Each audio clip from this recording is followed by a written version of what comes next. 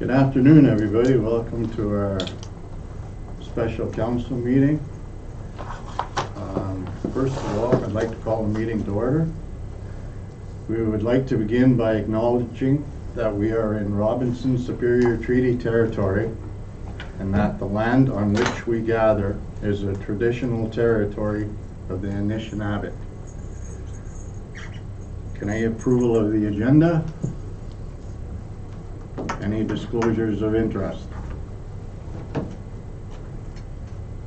Hearing none, we'll get right into the unfinished business, the 2022 preliminary budget.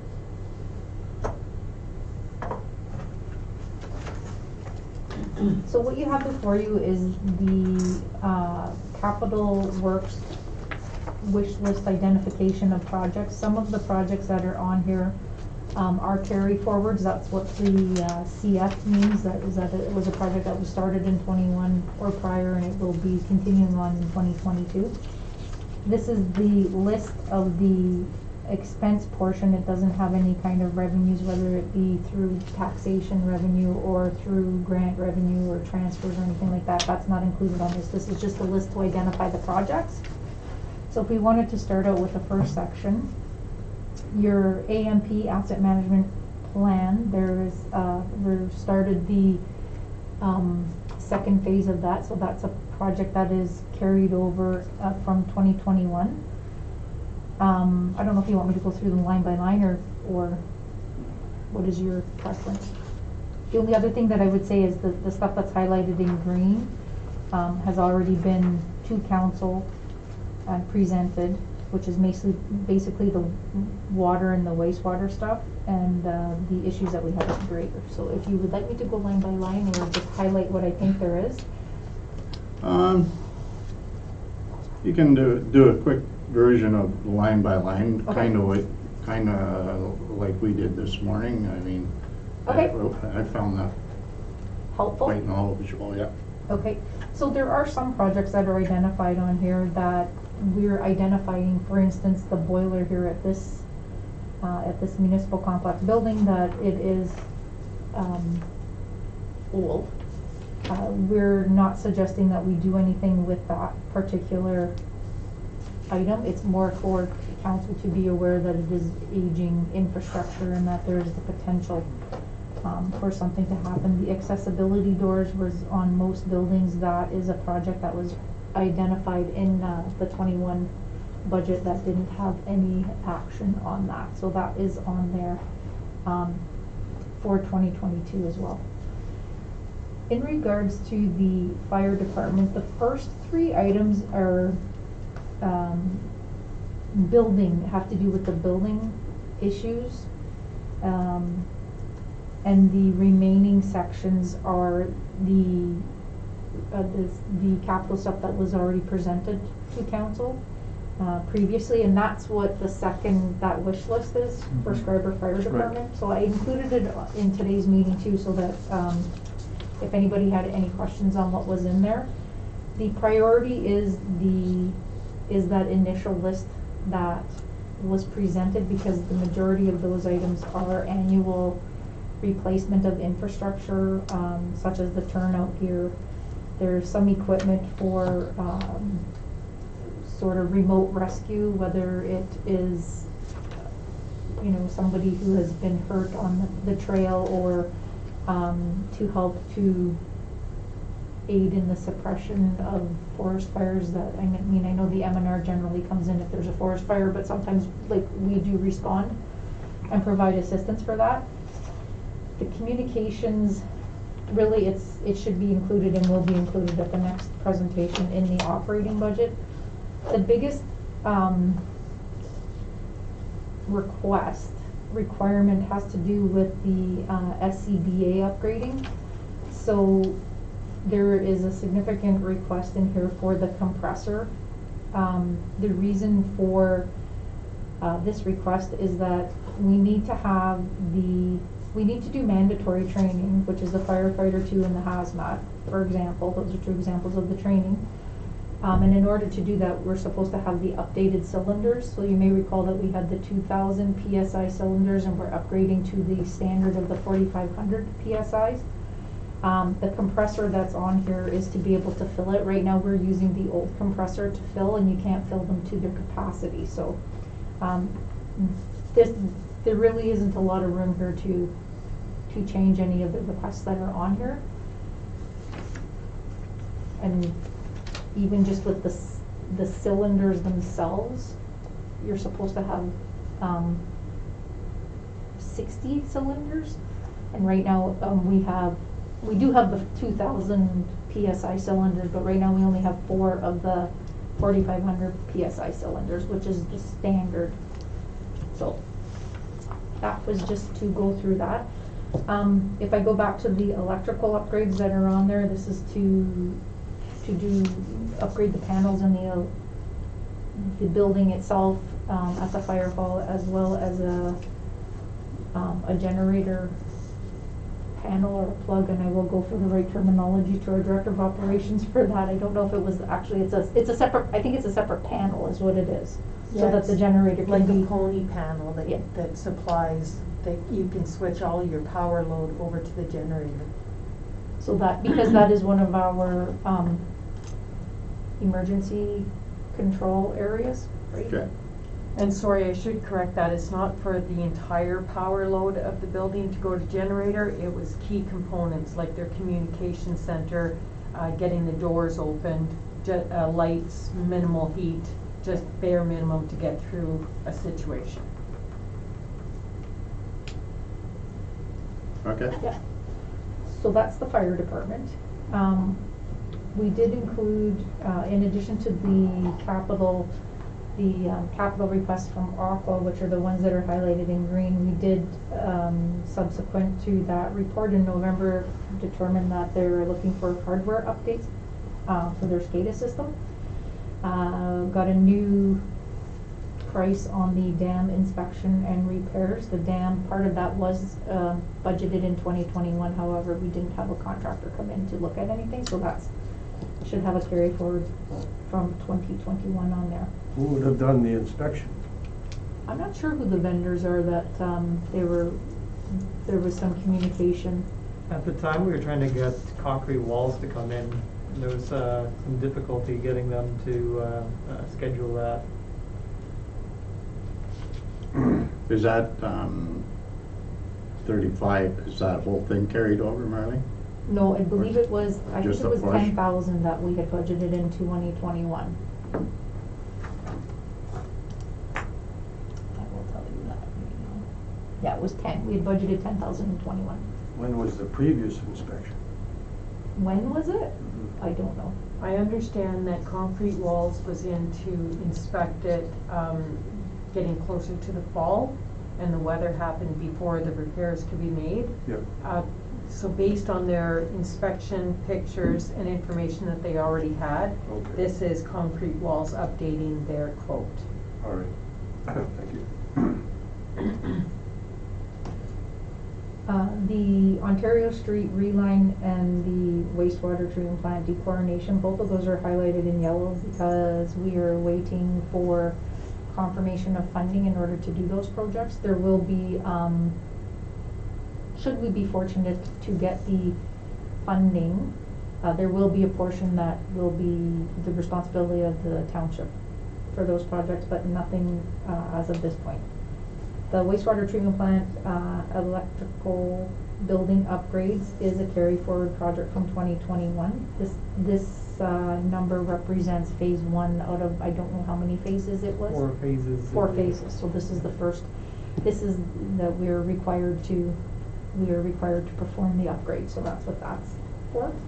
And the air distribution failure happened earlier, has already been approved, it happened earlier in January, I believe it was, right? So that wasn't included initially in the November presentation to council for Aqua. The next section is the Public Works Department. The majority of the items on here have to do with our equipment. You do have the, later on in the agenda is the purchase of the loader, you'll see that it is included on here as it is a priority, absolutely necessary. I can let the Director of Operations speak to that. The grader is highlighted in green because we did have issues with the grader earlier in the year that have come to the table and they have been corrected. I will, perhaps it would be a good idea if Tammy would like to speak from this department, or I can continue. I do like to talk, so. You're fine. If you give more on the information, I can correct You'll you. correct me, okay, good. So we do have some safety issues for the trackless, which is the brakes. And the hopper, we're suggesting that we need to change the spreader hopper because it's rotten. The idea with that though is, of course, we would salvage everything from the current one to have for spare parts with the new one. The sander itself is in good shape. The truck itself is in good shape and has longevity if the question is should we be replacing it at this time. We're also looking at, in an effort to try to mitigate the very crazy increases that are going on. Number one, for insurance purposes, we had like an over 30% increase this year to our insurance rate. We're suggesting to put the GPS cameras into our fleet. So that is being included in there and recommended to be done. The buildings, we have a couple buildings that we have leaks that are going on, so we've got money budgeted in there for those.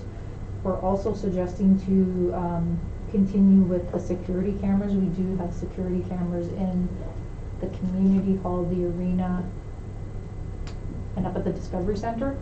So this is to put the security cameras in the municipal complex, the public works garage, the library, and only outside at the medical center. And that too has to do with reducing your risk, it will all aid in the reduction to your insurance premiums.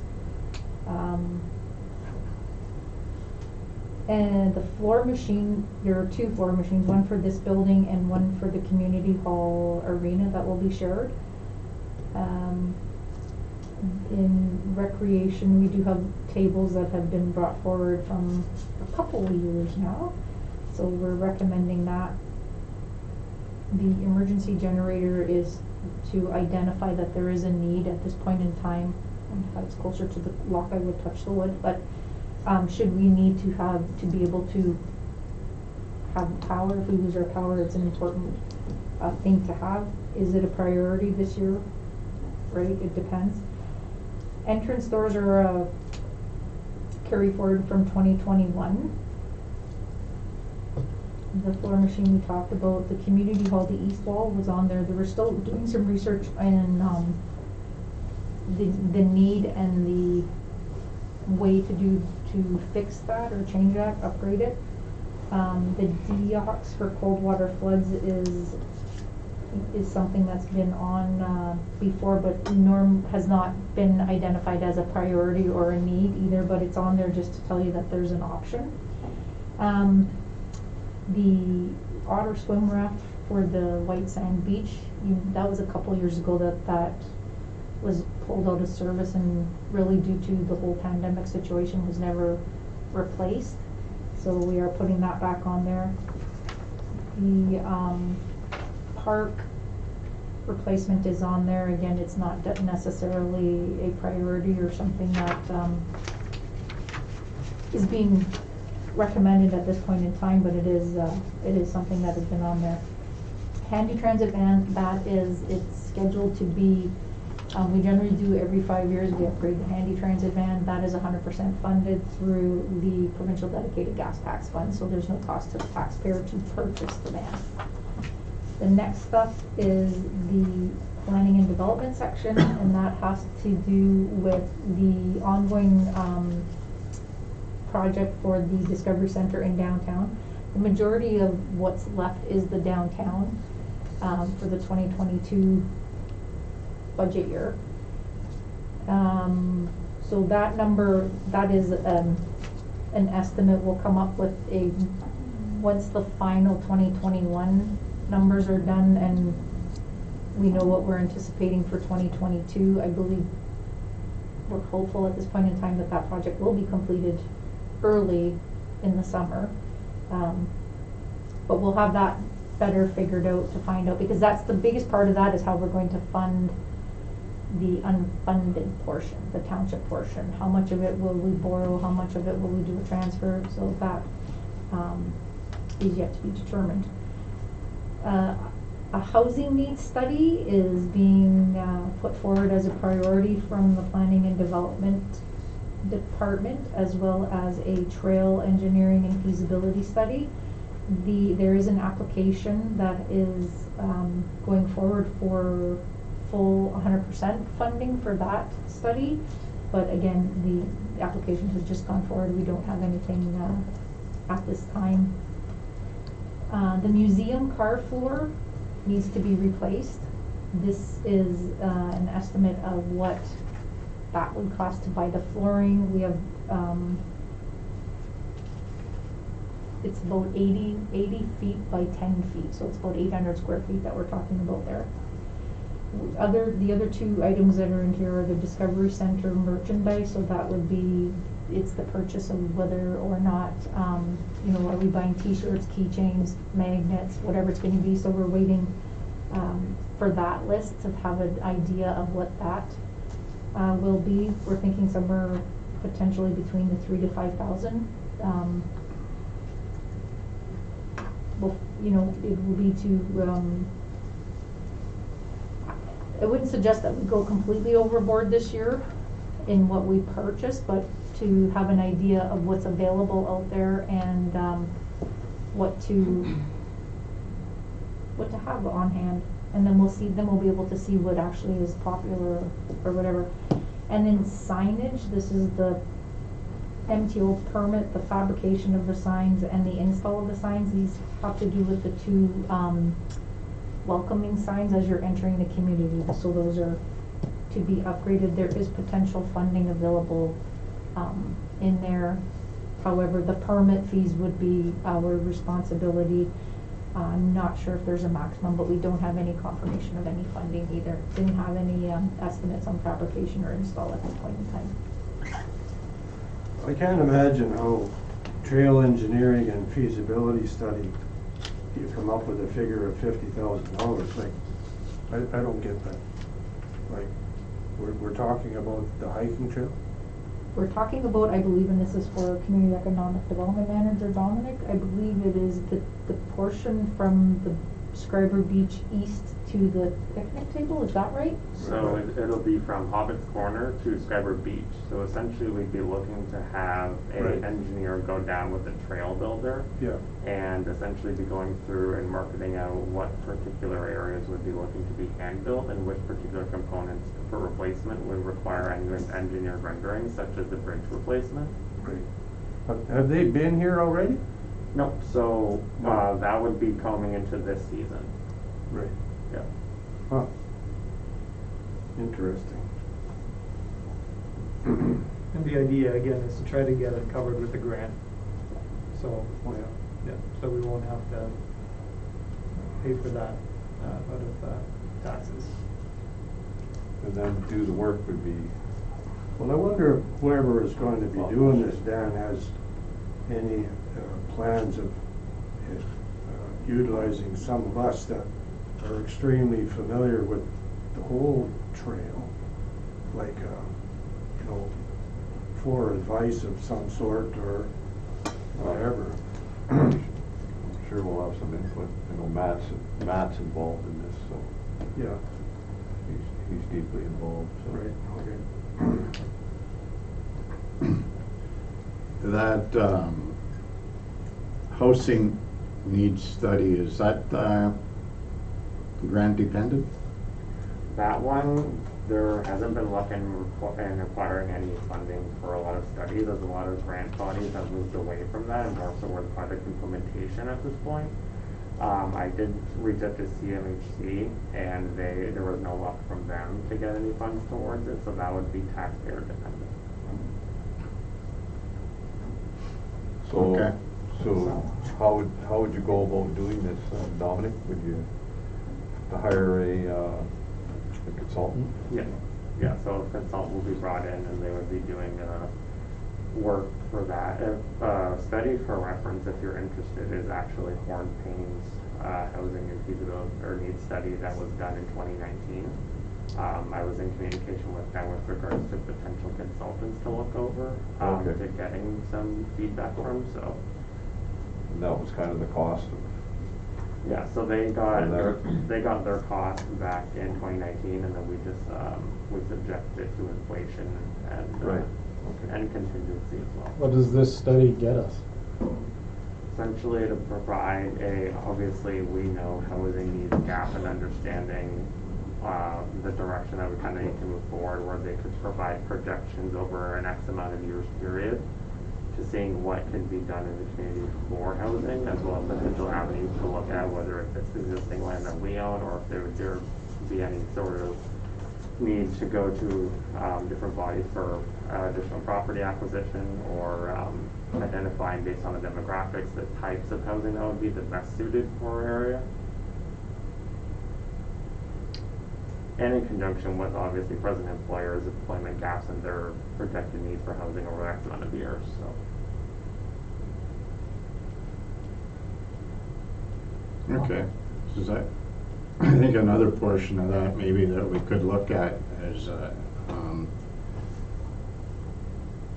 I don't got a problem with it if it's all grant, 100% grant or whatever, but anyway, that's for another day. Maybe we could talk about just putting out sitting down and having a good talk about a good survey, and surveying our community and kind of reaching out to people wanting to come home or something like that, and what would they be interested in, like, in kind of thing, and that way we'd have our community input, and then if we have to go out and grab some study or whatever, so be it, but we'd have our community input, which would be if we get people downsizing and all that, what would they like to move into, or Certainly something like that, yeah, I mean, we might, if depends how you put it out there, we might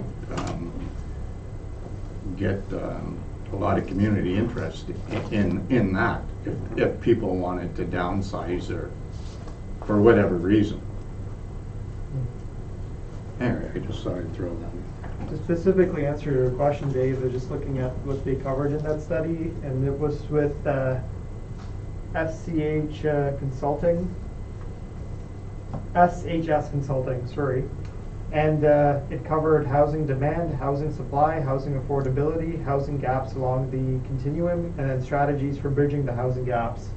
And from what we heard, part of the survey that was, part of the study that was released helped bring attention to potential developers into their community. Okay. and I guess the bottom line is that housing is front and center right now in our community. There is a shortage of housing, and we need to look at, how we can improve that, and that's something that's going to be ongoing for a while. So we have to look at this from all angles, I guess. So this is just information, heads up, we're just gonna digest this for a little bit. Just digesting. And then talk about each Yeah. thing after. Yeah, Yeah. the only action out of what is in front of you is the loader on the other, like during the other business.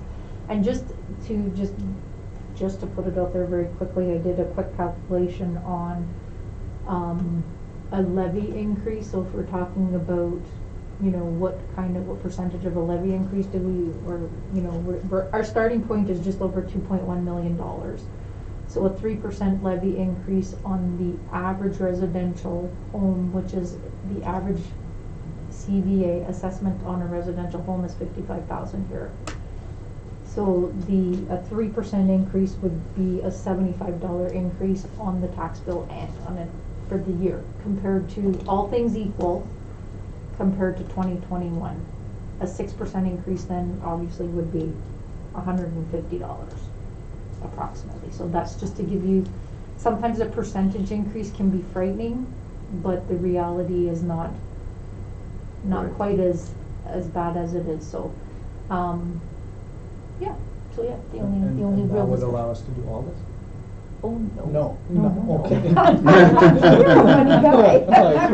Okay, that's just some more fun information, thanks. So what are we doing here, right? Yeah. We're done. Yeah, okay. That's fine. Okay, thank you very much for that. That's, Yeah, thank you. we can take that back and digest it and look it over and, okay. Move on to other business, and the first up would be Director of Operations report on the electrical upgrade. We have the recommendation that we enter into a service agreement with Automation Now in the amount of $160,566.66 plus applicable taxes. As you know, unfortunately, again, we did not get that $700,000 in funding. So we're looking at now breaking the electrical upgrades into phases and initiating this phase as we have officially received an ESA order. They want us to start this as soon as possible. So that's why we're expediting at least this phase one so that we get the ball rolling for the electrical upgrades for the sewer plant. So of that 160 some odd thousand, how much is offset by sewer rate increases, and then how much is, or is it all coming out of? 3%. So this was part of our, well, so we did have, we did factor in 2021, this was part of the budget. We had budgeted the 200,000 to do all of that, and that was coming in, let me just look here. We were doing part of it from a transfer from reserve and part of it from borrowing. So the borrowing, the payback for the borrowing portion was factored into the water rates. Yeah, sewer rates, I'm sorry, yes. Yeah. Okay. I'm gonna continue looking for funding. We're gonna continue lobbying for funding, and the hope is really to cover everything from the electrical upgrades to the dechlorination. It's again very difficult though when you have to competitively apply for these conditional base grants where there's no guarantee of you getting it, and we know that with communities all across Ontario and in Canada, there's this major infrastructure deficit. Everyone wants the same little pot of money, so it's becoming very difficult to compete and fight for that money. It's almost like you need to have the perfect grant released in order for you to meet the eligibility criteria and match that eligibility criteria as much as you possibly can.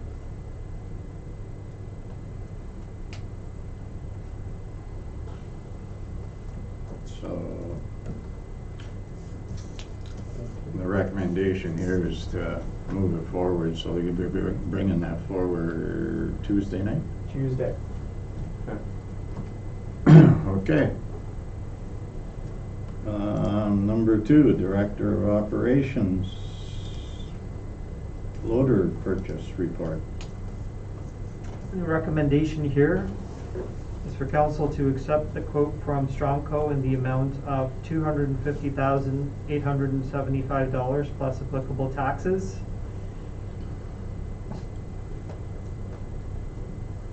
If there's any other further questions for Tammy on this loader? What do we have now? Is that a Volvo that we have now? We have a case, 721. A what? A case, A case, 721. okay, so, the case. Would that, the existing machine would be still in service, or? It'll have to stay in service until this one comes in, but, Or is it- it's dying quickly. It's limping around. It's getting tired.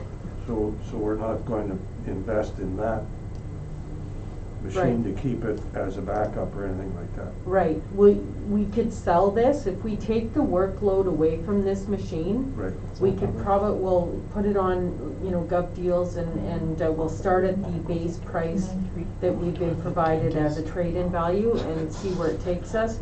Yeah. I believe that we could get in the neighborhood of 50,000 for it. Yeah, yeah. And then we can put that back in, but, Mhm. under a lesser workload, the machine will last somebody, quite a long time, Well, how depending long- on the workload that it faces. How many years did that machine actually do its job? So does it have It is a 2007, 2008 we bought it. 2008, and to be honest with you, it's the first piece of equipment out of the garage every single day. 14 years. But Yeah, Does it say it got 9,800 hours on yeah. And Case recommends rebuilding motors at 10,000 hours. Yes. If you rebuild the motor, you still have a transmission that has the 10,000 hours on it. Yeah. It's just going to snowball from here.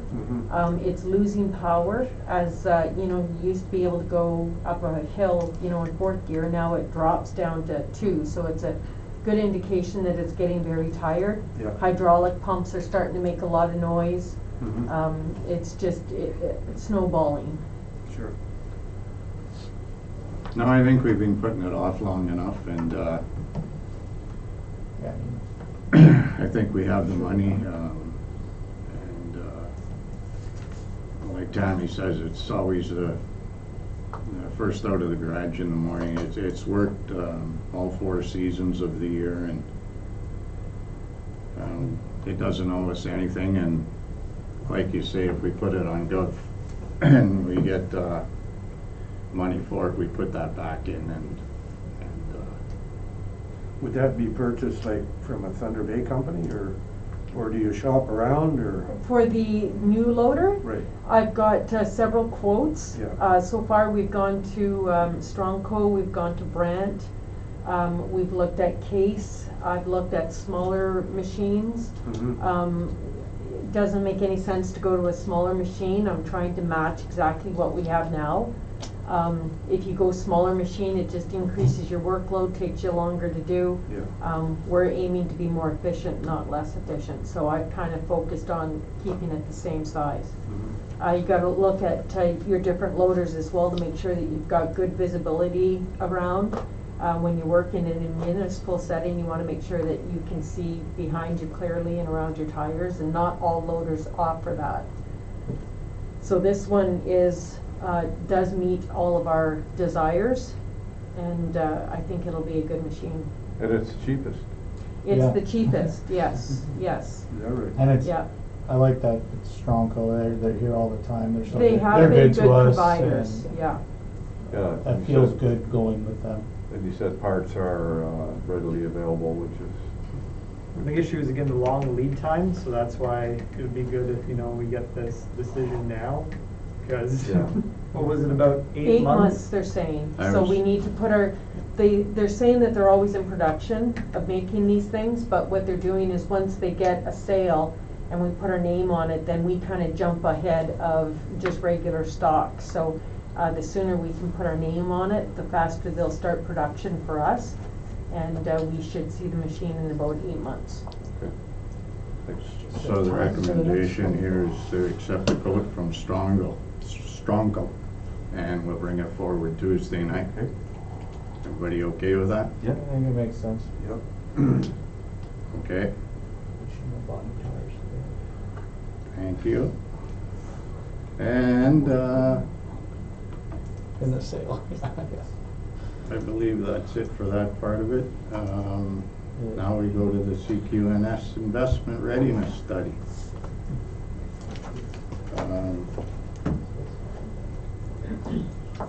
Have you been in touch with CQNS? Yeah, I just reconfirmed with Bill to sign in to the Zoom meeting. Okay, and you should be joining us shortly. Okay, I gotta get out of the way then, eh? Swing around. Much for the tires? Did we spend $20,000 on the tires? Thanks. Okay, The tires were what, $20,000? When did we do And that? then didn't we do another like 26,000 on like some other repair? This, like in the last- 21? I feel like in the last 2 years, we've spent 50 Gs on that loader. So remember, it went up for something, and then it needed tires, and then it needed something else. The last year is where you're spending all the money on it, the last few Yeah, years. so we should have probably did this a year ago in hindsight, but maybe that won't happen anymore, maybe we'll be more proactive. But you life, never though. know. That's life. Yeah, We're it's like- gambling. Yeah, I agree. Yeah, that's right. Damned Always if- hope for Who, the best. who Damned thought- if you do, you damned if you Yeah. don't. Who thought that would happen to the grader, Dave? One- Oh, one of- exactly. one of No, I the know. better, you know. You never know.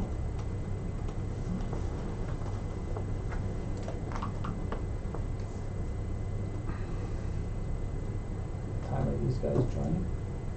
They were aiming around 3:45, so He just just, initially. he just messaged me saying he's going to log in. Okay, perfect.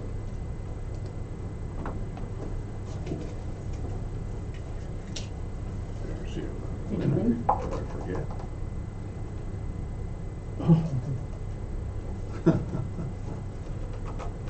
What'd you get? Free trip? I gotta ask Brenda to hold a copy because I just ripped it now. Muffin. A muffin. I'd like to see, it was in the pharmacy in Marathon, Still living. yeah. But, no COVID test there. No.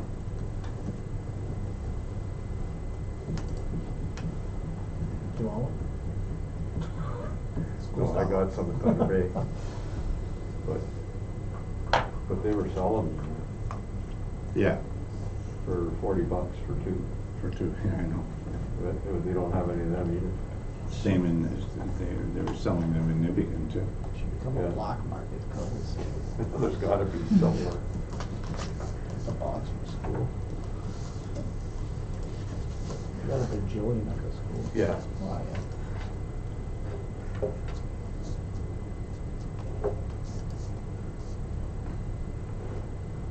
Hopefully we won't need them. Yeah.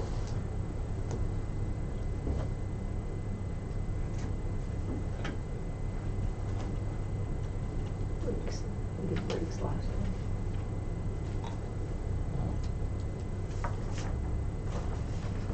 And tires. Tires in 21 as well, early 21. But then the year before or something like that too.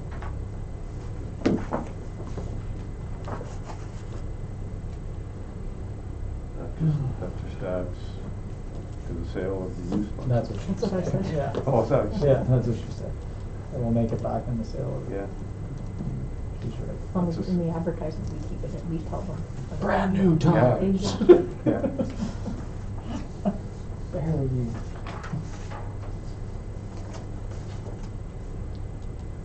You get a huge dump of snow tomorrow, it's gonna die somewhere.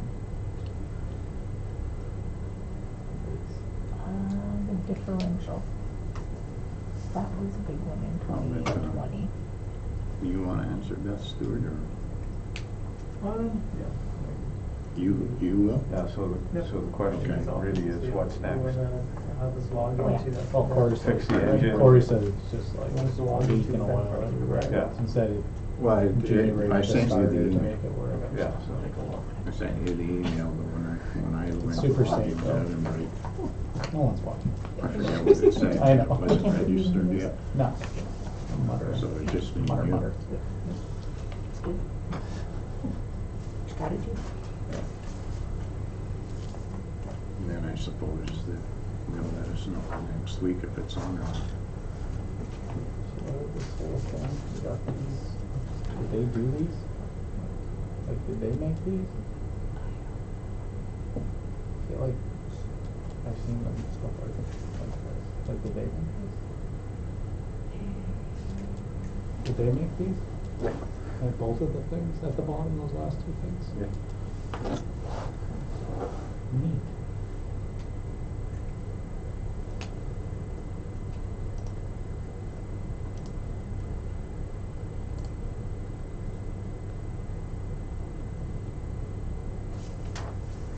said he's having a problem logging in.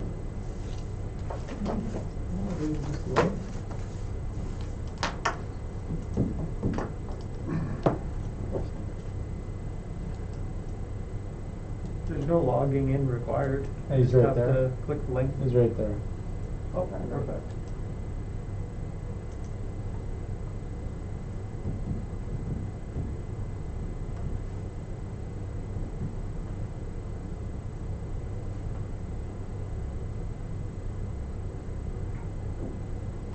Hi, Bill, can you hear us? There we go. There we go. Yes, I can. How is everybody? Good, good. Good. Okay, why do you not have you got a mugshot of me there? I don't know. Oh, there we go. Start the video. There we go. So what's the weather like up there, guys? A bit warmer. Well, that's good to hear. That's good to hear. I don't know if you're like me, but I'm getting sick of it. But it's it's supposed to be real warm here on the weekend, but I don't think it's going to last. It's the weekend again, so we got 20 centimeters more snow coming. Oh, no way. No Yeah. way. Yep. Oh, is there a lot of snow on the ground up there? Okay. Yeah. I guess that's a dumb question, huh? Well, Dominic has kind of kept me up to speed on some of the weather. He actually took his laptop one day and showed me a picture outside the window, and I went, "Oh, you can keep that." But yeah. So, Dominic, have you got the PowerPoint there, or should I hook it up through? Yeah. Through Yeah, you Zoom? probably hook it up through your. Yeah, Bill, you can share your screen, so I can give you the capacity, and that way whatever's on your screen will share through your feed. Okay, let me see if I can get this done. I've got it set up on my alternative screen, but let's see if that will host disabled participant screening. Oh, I've I guess just you- enabled it right now. just enabled now. Okay, so let me try this here. Okay. All right, let's see if this will do it.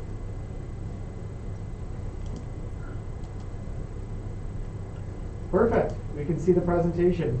Oh, you got it. Okay, good. Good show. Good show. Well, I just wanted to go through this, and then if you have some questions, and I think you've hopefully you've had a chance to look at the report and to look at some of the marketing materials and things like that. And then if you have any questions, let's have a little Q&A. And this presentation is just sort of a quick overview of what we went through. I think I'd never used this before. There we go. There we go. I think that's a familiar shot everybody's seen of Schreiber. So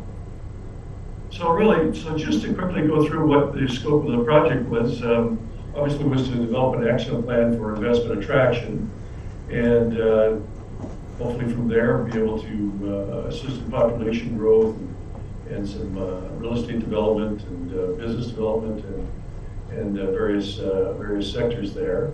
So the first thing we did was we did a bit of a high-level competitive advantages value proposition and overview. We did do a very high-level retail sector gap analysis, and when I say high level, and I think I addressed it in the report, very difficult. Number one, in terms of the size of the retail space, but number two, in terms of what was happening with COVID and the pandemic and everything there, and especially with some things going online in that. So it wasn't to abandon a retail gap analysis, it was to say, look, maybe it's better to come back and visit this a little bit after we get some other things in place. Then, of course, develop some promotional marketing initiatives and for the Discovery Center as well. Then we did an actual investment attraction plan with some goals and objectives and some tasks and some suggested costs on some of that. And we've gone through that with Dominic, and we'll continue to go through that because we still need to do the final thing, which is the development of target leads for recommended industries and businesses to look to invest, to attract investment.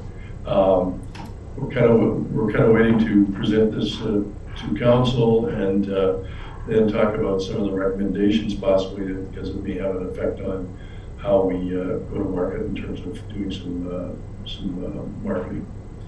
So we like to say that we go through a sort of a process of discovery, design, delivery, and then deployment. And that's exactly what we did in this particular project. And as you said, we did the high-level competitiveness review, identified what was happening in current economic sectors in Schreiber and more broadly.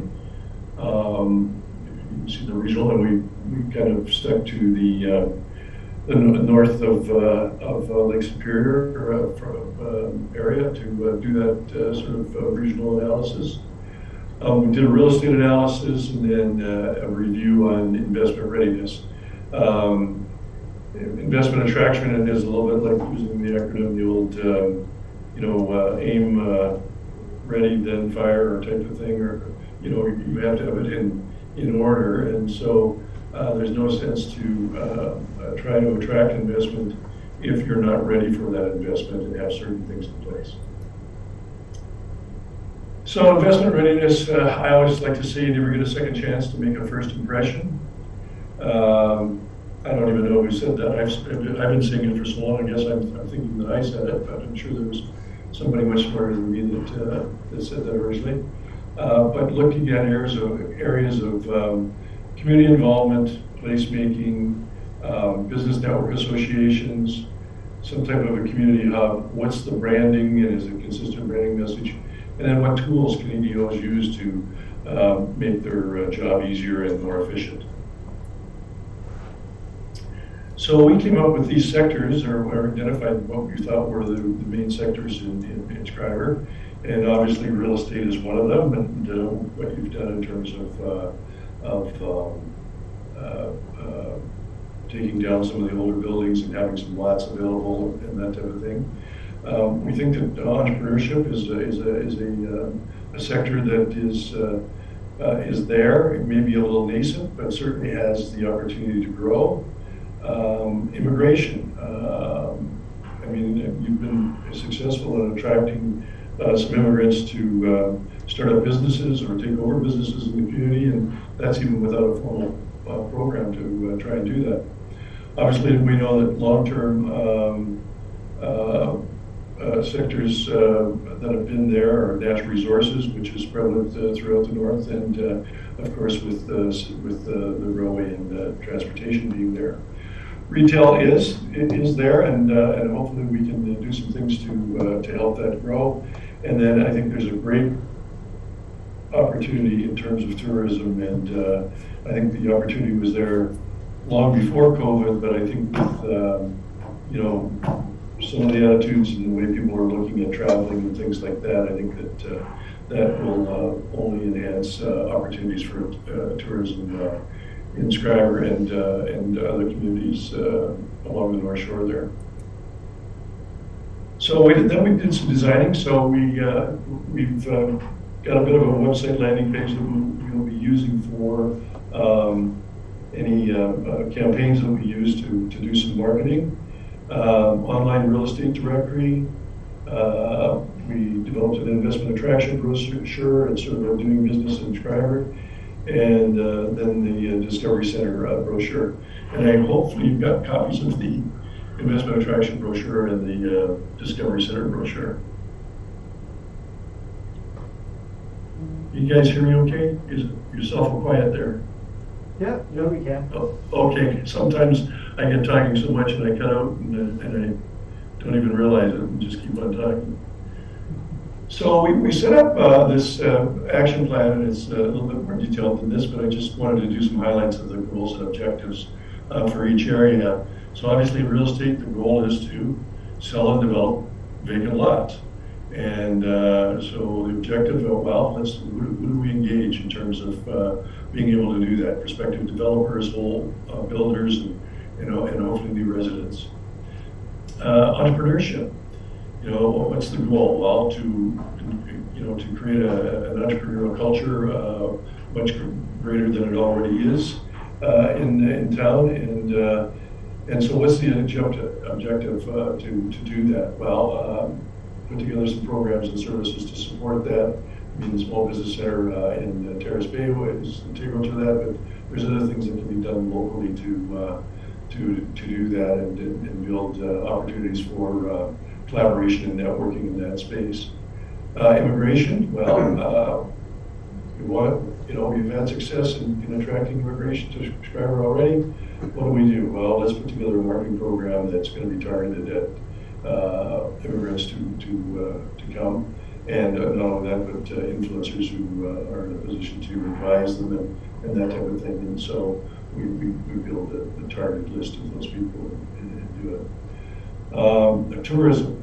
So tourism, I think there's great opportunities there. There is a foundation for tourism in Schreiber, but I think there's an opportunity to build it much bigger than what it is. And there's an opportunity to collaborate more with other communities to build that whole area there in terms of a destination for tourists to come and stay for more than just a day or a couple of days, but to come and actually make a vacation out of it. So, and along with that has to come some product development and packaging of that. And so there's the North Shore tourism initiative that I believe Dominic's been working with, and that's a good start to go with that. In terms of natural resources and transportation, I don't think there's a whole lot that you can do from a town perspective in terms of attracting that, other than being ready for investment and saying, here, knowing what you've got in terms of infrastructure and that for any inquiries that come. And I think from a political point of view, being in touch with the key movers and shakers, whether it be at Queen's Park or other areas in terms of what's happening and what's going on in terms of natural resources and other transportation opportunities. Retail, well, obviously you want to expand that retail base and everything like that. And so I think as some of these other areas grow and that we can monitor the retail space and in some and if there's some retail that's for sale, which I know has been in the past, how can we maybe facilitate some of that process and maybe assist a little bit in marketing some of that. And then a community hub. One of the things I noticed was, there wasn't really sort of a community hub. And my idea of a community hub is a gathering place. I mean, it's some communities have entrepreneurship centers or incubation centers or those types of things. And I looked at this and said, I think there's an opportunity to be much broader than that in Schreiber. And it's really a community hub. It may have some aspects to it of some entrepreneurship and incubation type space in that, but it's broader in terms of being a place where the community can meet and participate in a number of different things. So really build this collaborative nature and that in the community.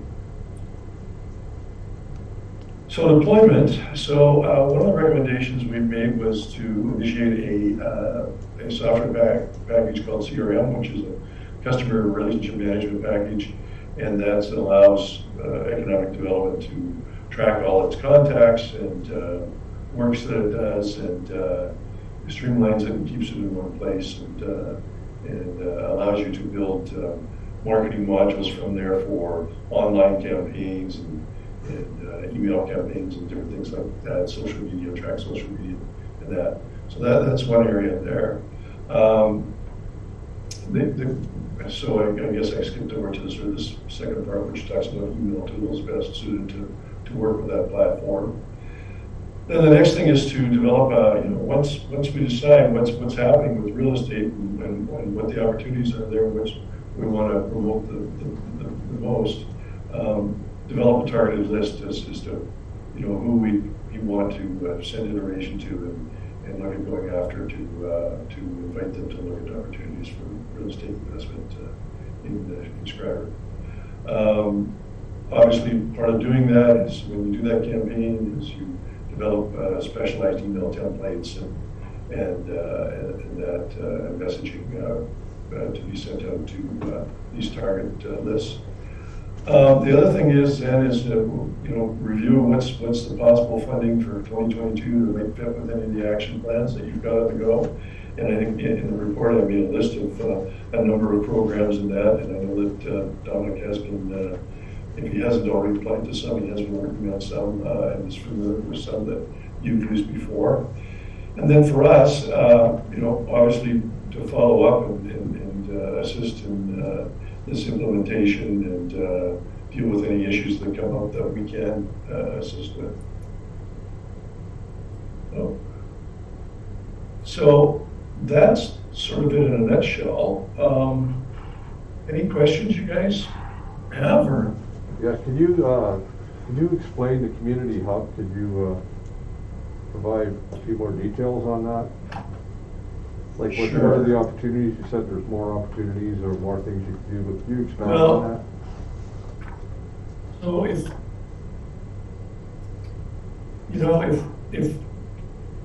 you think in terms of, many of the center of many small towns is a community hall. I grew up in small town Western Canada, Alberta, and every small town had a community hall. And everything took place there, whether it be from weddings to various celebration of events, community dances, things like that. So that's sort of an initial concept, but in today's economic environment, I think it goes further than that. It goes further in terms of saying, how do we use a community hub, and that's why I call it a community hub rather than a community hall, because it's more than just a physical space. There is a physical space, but it's a physical space and also a virtual space. It's an organization. I mean, there's no longer a Chamber of Commerce or World Trade in town, and there has to be some mechanism to try and bring business together to communicate and deal with initiatives and plan initiatives and strategies to grow their businesses and deal with any challenges that they have. The idea that the government's going to do it all for business, forget it. If business doesn't get engaged themselves, nothing's going to happen, and that takes special leadership to do that. So I see that as part of a community hub. Typically why chambers of commerce fail, and believe me, it's happening in a number of small communities across Canada, is because they've kind of lost their relevancy in some ways to business. I mean, and so business is not engaged, and they're not seeing the value. And so what is needed is leadership that really can facilitate and get business involved and really deal with issues that business really cares about, and look at how that they can address those. So that's sort of one area of the community hub. The other is this notion of startup companies, entrepreneurship, that type of thing. For them to be able to have a space, whether it be, some terms that's used is called touchdown space, where, maybe there's some desk space that they can go in and access bring in their laptop and access the internet and work from there, and then do some networking with some others. The small business center can come over and run some seminars and programs there for small business people and for those looking to start up a business. The CFTC obviously can play a role there as well, and there is an entrepreneurship center it's called Thunder Bay and District Entrepreneurship Center, and they could probably provide some consultation and education and maybe some funding services there. And of course, you can make use of both face-to-face opportunities as well as virtual online type connections. There is, and I think I pointed out in the report, there is this IDENO Virtual Business Incubator that was established by FedNor, and whether that could be brought in and be a part of it, that may be. I mean, I think there's probably more home-based work-from-home businesses in Schreiber, in the surrounding area, than what we know. I mean, I came across a couple that I just had not heard of before, hadn't seen before, and talked to them. And one lady, she runs her business. It's a Canada-wide business that she runs. It's called Shop Local, but she runs that whole organization from across Canada. And she works. They live out at the lake, but she works all right across Canada. And she welcomed the opportunity. She said, if there was a space that I could maybe one day a week or 2 days a week, go into a business space where I could sit down and do some work and network with other like-minded individuals. She said it'd be great. So there's that. Does that kind of explain it for you a little bit better, or is there more? Yeah, I think, did you say that we needed more information on starting something like this? Is that all in your report? Or you mentioned some place in Thunder Bay or well, I pointed in the report, yeah, it is in the report, and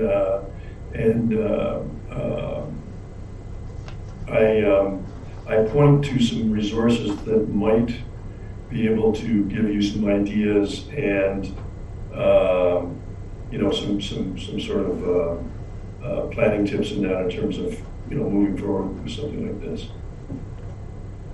Okay, thanks, Bill. And I guess the other thing is, and I don't know. I mean, things are changing. I realize, and so it's been since the summertime since I was up there. But in some of these communities where they've built some of these community hubs or entrepreneurship centers or whatever you want to call them, they've been very creative in taking older buildings or heritage buildings and repositioning and that type of thing. And in some cases, they've been able to access some funds from Heritage Canada then for some remodels and different things like that. So I'm not sure what's available in Schreiber to be able to do something like that. But an example is in the town of Erin. They're actually one of their churches is United Church is sort of its congregation is dwindled, and they're having a tough time keeping up with repairs and maintenance and utilities and things like that, and so they're looking at using that space and converting it into sort of a community hub, and I believe that the church congregation will still be able to hold services there, but by and large it'll be repurposed for something else. And town of Beamsville, they have an old fire hall that they repositioned into a community hub. So there's different opportunities there, and I think in some ways they were able to get some senior levels of government funding to be able to do some of that.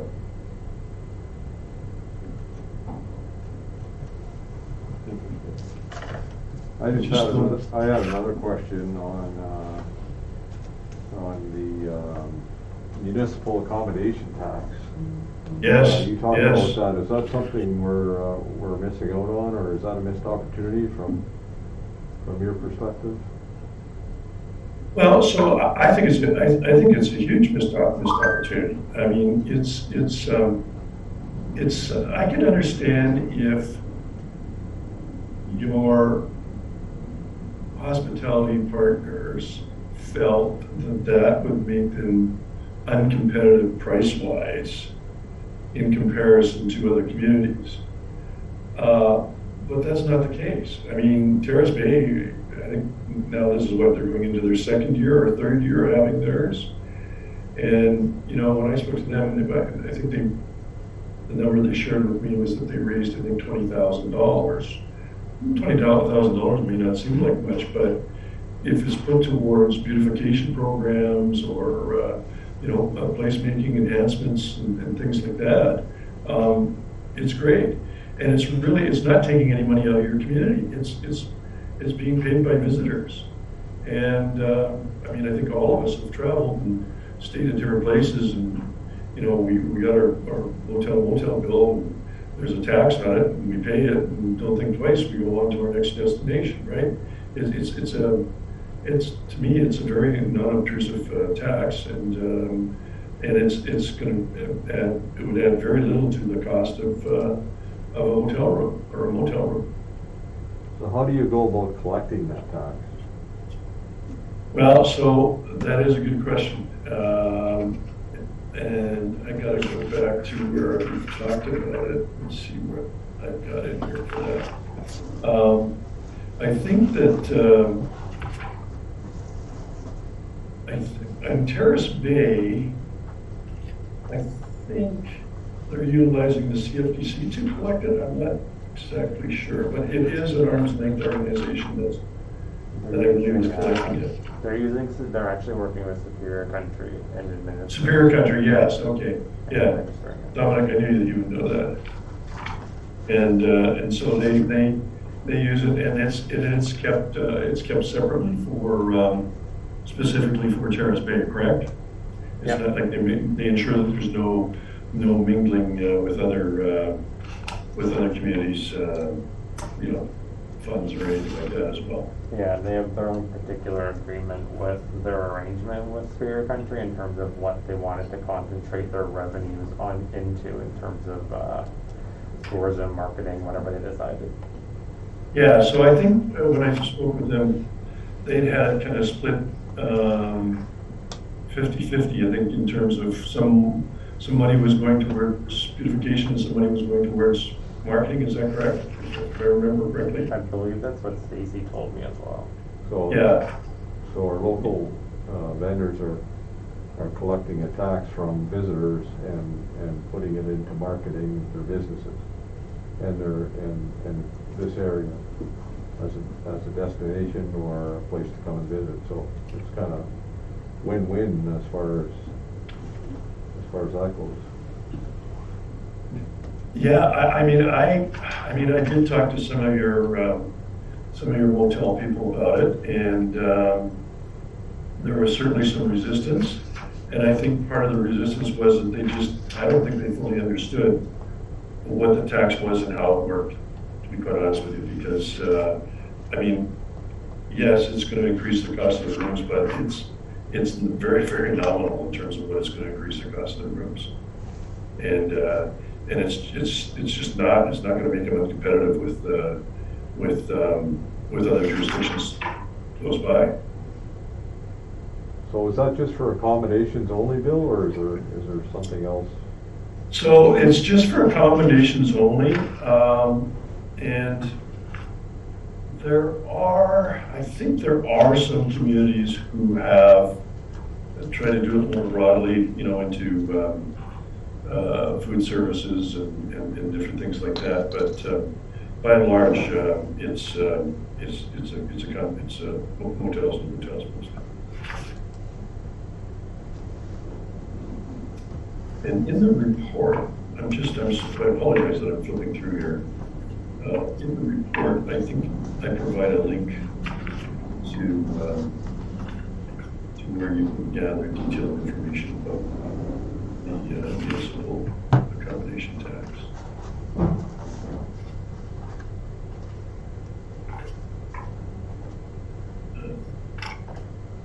In an addendum, we've got the report here.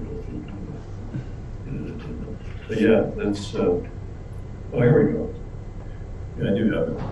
So yeah, as a matter of fact, there is a news article that I allude to. This, the headline is, I haven't clicked on it, but the headline is, new accommodation tax now collected in many northern municipalities. So it's you know, it's not like you're really going out on a limb and breaking new ground here. It's you know, it's something that's pretty acceptable. Typical rate is 4%. So I mean, if you're renting a hotel room for $100 a night, it's $104. I don't think anybody's going to not rent the room for an extra $4. And of course, it doesn't affect locals unless you have reason to book a hotel room and stay in a hotel room yourself. Then of course you can. But it's not just an Ontario thing. It's broadly based across Canada and the U.S. This has been my experience. And to be quite honest with you, I used to do a ton of travel internationally, and I can't recall whether I was paid an accommodation tax, but I'm sure I did in some of the other jurisdictions, some of the countries that I stayed in.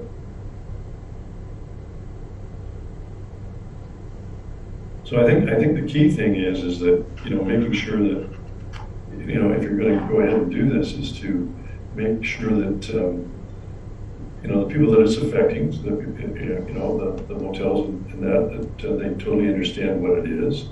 And then making sure that there's a pretty seamless and uncumbersome way of collecting it and submitting it.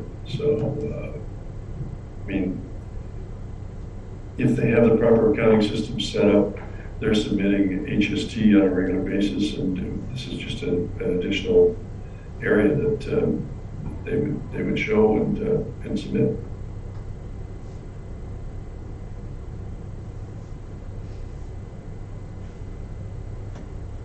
I thought maybe I'd get some questions about community improvement plans and real estate incentives.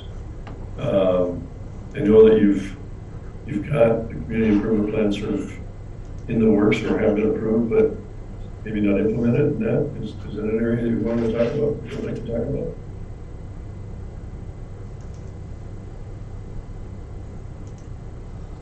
Sure. No? Sure. Pardon? Sure. Sure. What do you suggest? Well, I show some examples of some communities that have done some pretty crazy things, and so I guess I approach it from the premise that real estate sitting there empty is not generating any revenue for the town. And probably in some cases it's actually costing the town because of upkeep and different things like that.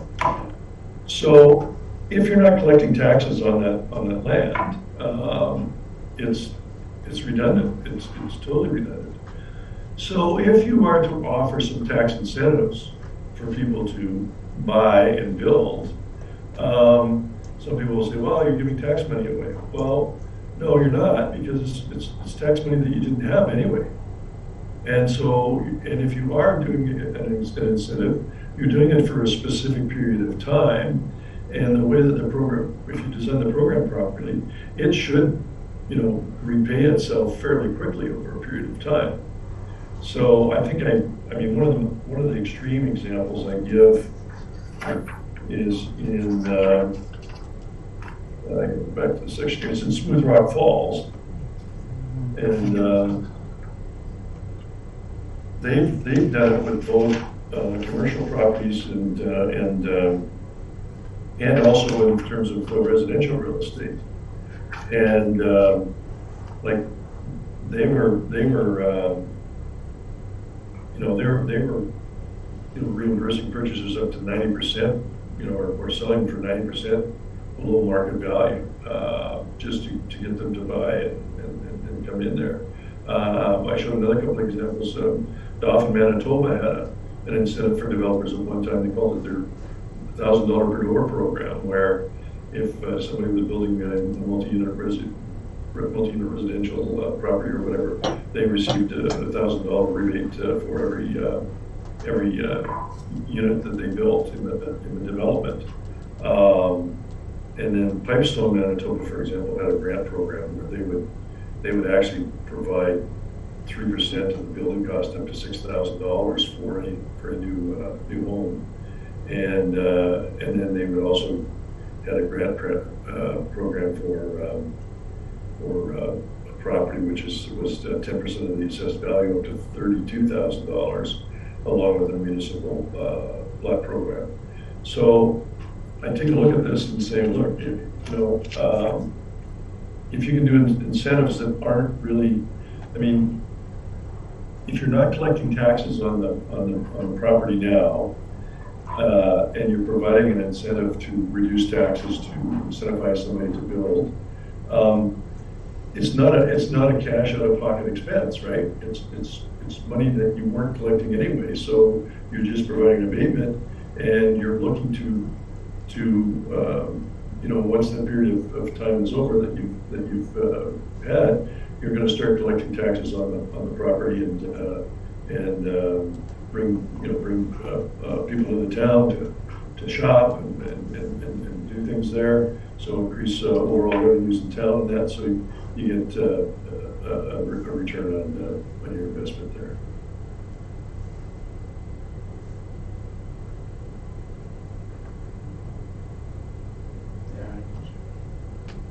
Like, do you think it's an affordability problem, or in terms of vacant lots, or whatever, or is it just?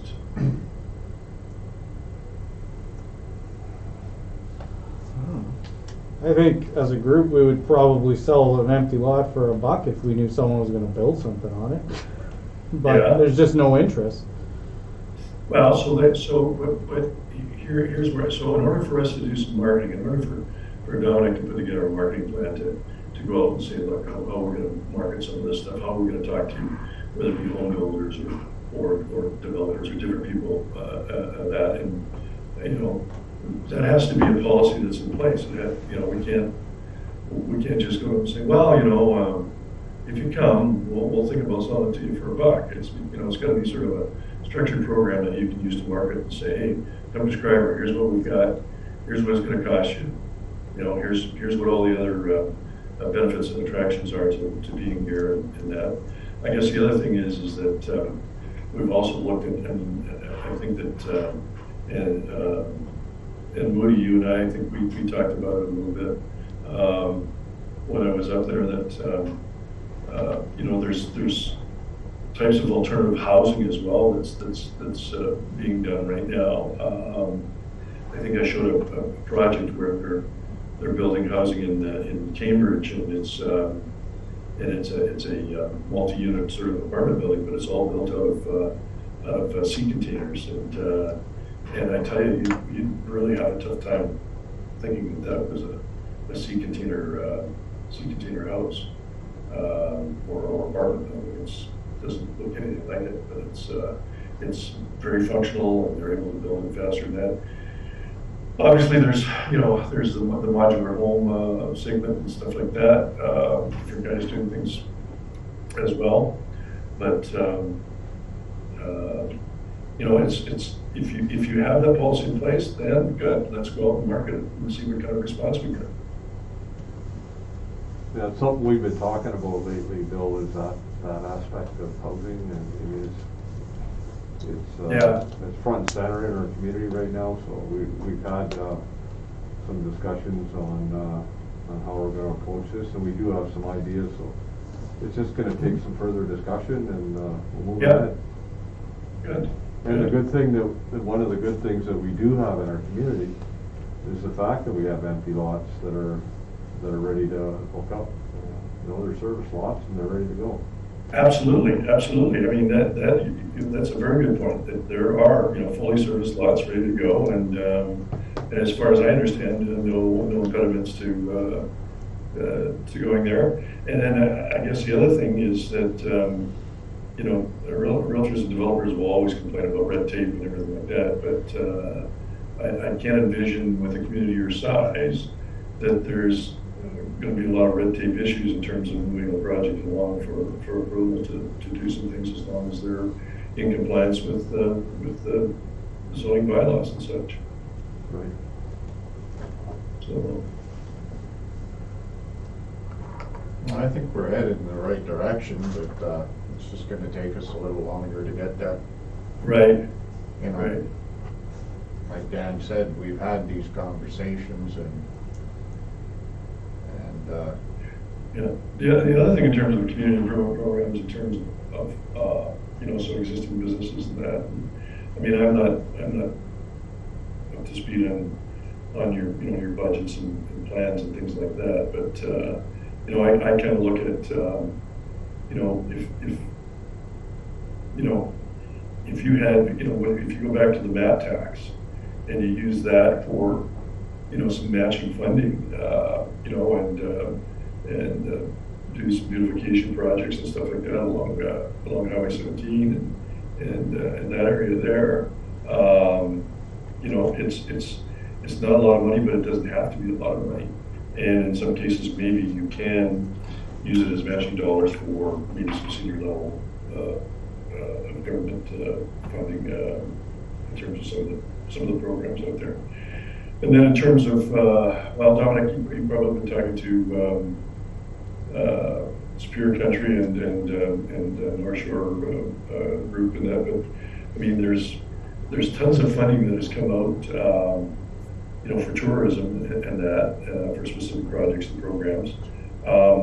Whether that has filtered down, to some of the smaller northern communities and that, I don't know. Have you had more meetings lately, Dominic, or? Yeah, we have one within the next little while, actually. Yeah. Yeah.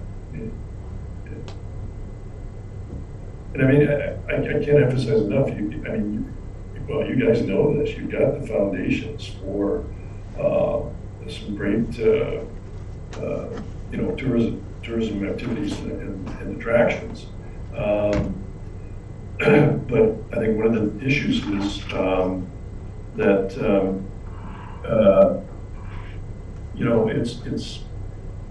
it's not big enough to capture somebody for a week or 2 weeks or whatever. But if you're able to collaborate and do that together with other communities, hopefully that will allow you to leverage more funding, number one, from senior levels of government to do some things.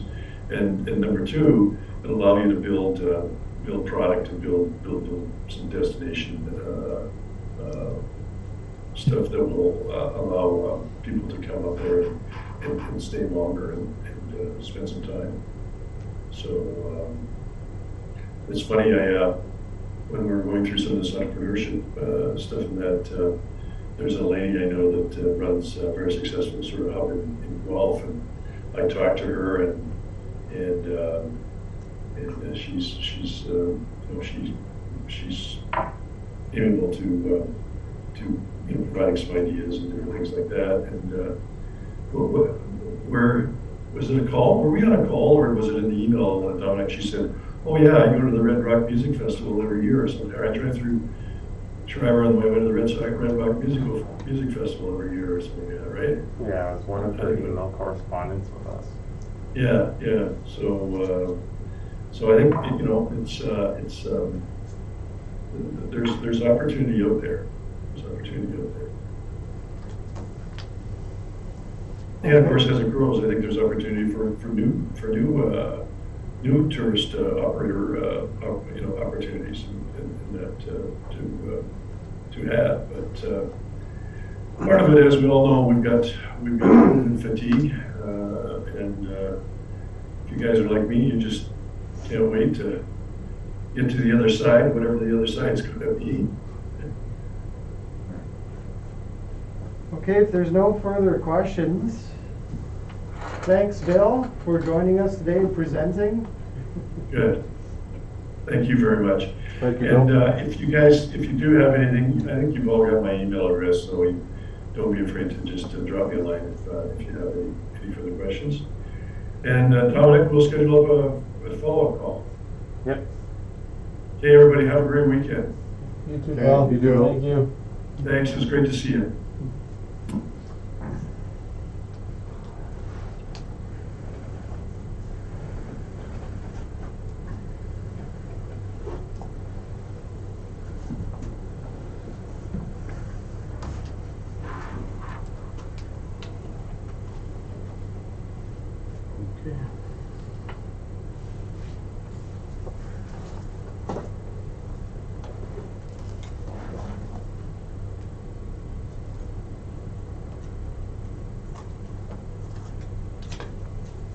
Resolution 44-22, moved by Councillor McGrath, seconded by Councillor Staffieri.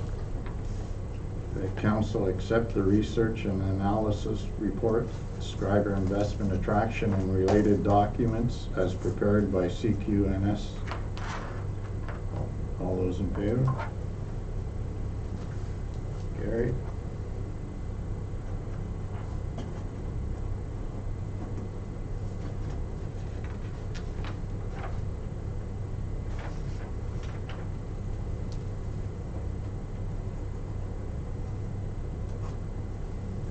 Resolution 45-22, moved by Councillor Staffieri, seconded by Councillor McGrath, that the meeting now adjourn at 4:27 p.m.